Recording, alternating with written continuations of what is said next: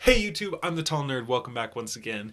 And today I want to talk once again about Oathbringer, the new novel by Brandon Sanderson. I talked about it a little bit last week, but that wasn't actually talking about the book. I was just talking about how excited people were that they actually went out and were camping out for the book. But now the book is out, which means that nobody's actually read it yet unless you are insanely fast. And in that case, wow. That just wow. But assuming that you haven't read it, I figured that this might be a good time to explain the series around this book. And I'm going to try to do this as briefly as possible, but brief is not a word that is readily associated with the Stormlight Archive. The Stormlight Archive being the series of books that Oathbringer is a part of. Okay, so first, let me explain. These are the first two books of the Stormlight Archive. The Way of Kings, which is 300,000 words, and Words of Radiance, which is 400,000 words.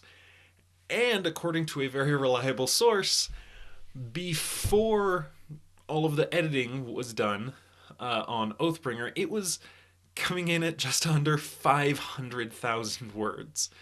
These are incredibly long books, and if you're not familiar with word count, let me explain this to you a little bit.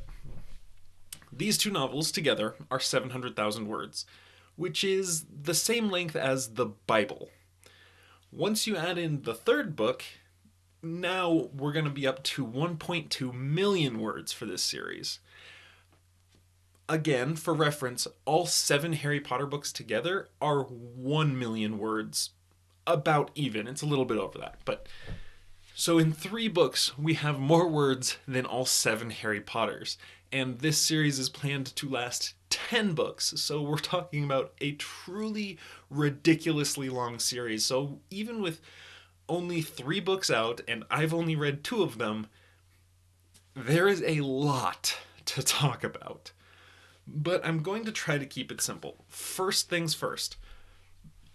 And this is something that I've heard in interviews from Brandon Sanderson, the author himself, that these should not be the first of his books that you pick up.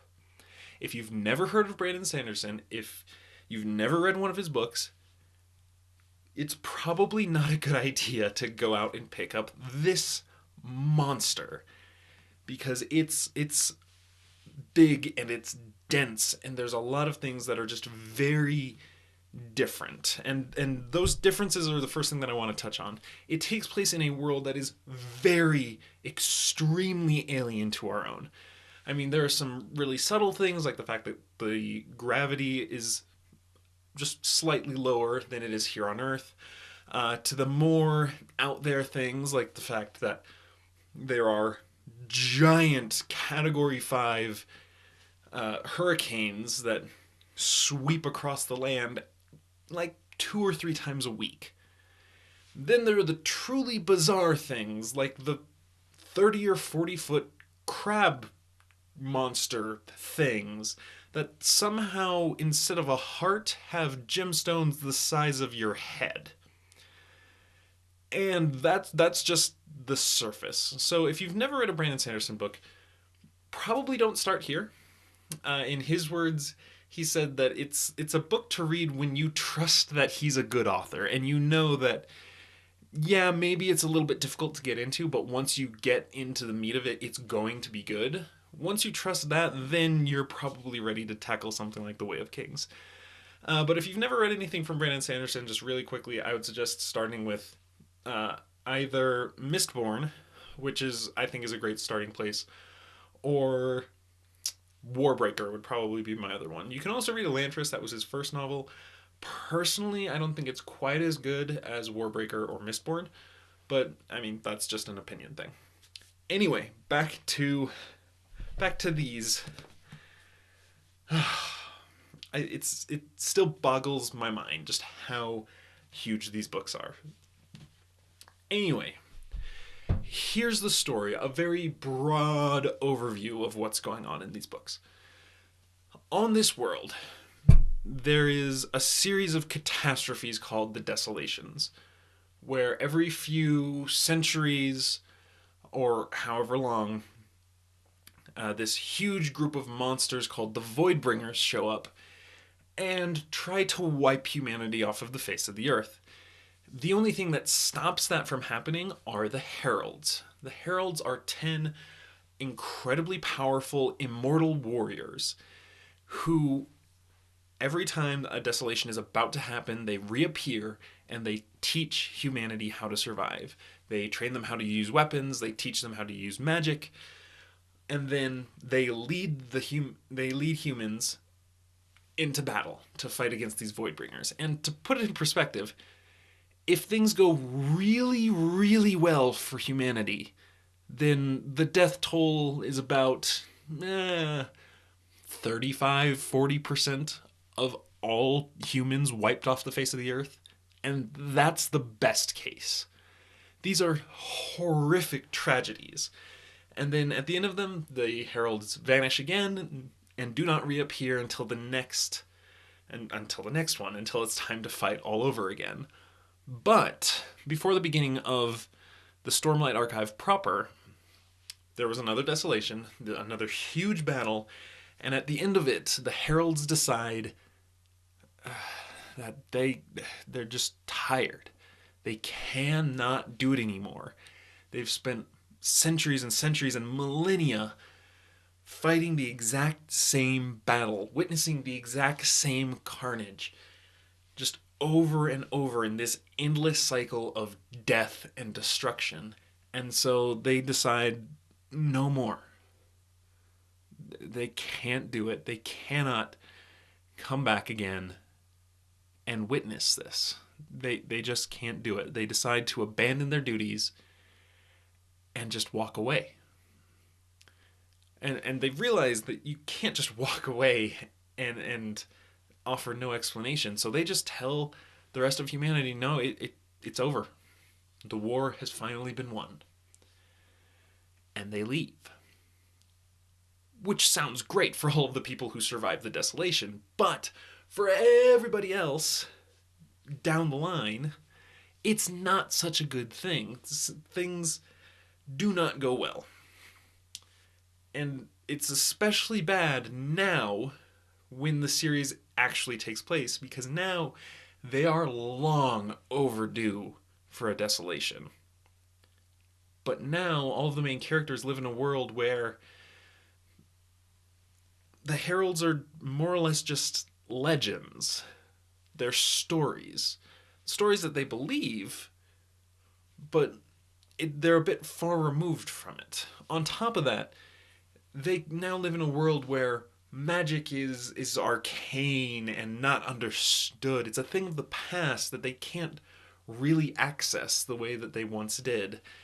And it's a world where the Voidbringers are the stuff of nightmares and the stuff of, stories that you tell when you want to scare your kids. They're not real monsters in these people's minds, and yet they're going to appear, and they need to be ready. And all the world has to stand in the way of this next desolation are a handful of people who are slowly coming to understand the truth and coming to rediscover abilities and talents that have not been seen in centuries or even millennia. It sounds kind of epic, right? I mean, there's a reason that it's called epic fantasy. In fact, my favorite, yes, this is a tangent, but my favorite quote about epic fantasy is that it's not epic fantasy until, at the very least, the fate of the world is on the line. But anyway, back to the Stormlight Archive, because when I say that it's just a handful of characters, there are plenty of characters and there will be plenty more as the story goes on. But one interesting thing is that every single character is very broken. They've experienced loss, they've been betrayed, they have secrets, they've been forced to lie to people that they like and admire. It's every one of them is broken or sort of shattered in some way or another. which makes them all very interesting, but it also means that it can make you kind of nervous that these are the people who are in charge of making sure the world does not get destroyed. I mean, you have, well, what better way than to read it off the back of this, where you get kind of a sense that the cast includes the surgeon, forced to forsake healing and fight in the most brutal war of our time, the assassin, who weeps as he kills, the liar, who wears her scholar's mantle over a thief's heart, and the prince, whose eyes open to the ancient past as his thirst for battle wanes. These are all interesting characters in an enormously fascinating world. Will they succeed? I certainly hope they do. I'm rooting for them.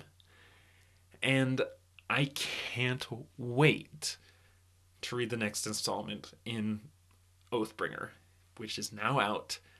I can't wait to get it. I'm going to devour it as soon as I can. I suggest that you all do the same. If you'll take my word for it and want to jump right into the Way of Kings, do that. But be warned, it's a challenge. It is a big ordeal getting into this series. There's a lot to learn in very little time. But if you're up for it, go for it. If you'd rather start with something like Mistborn, I would definitely understand that as well.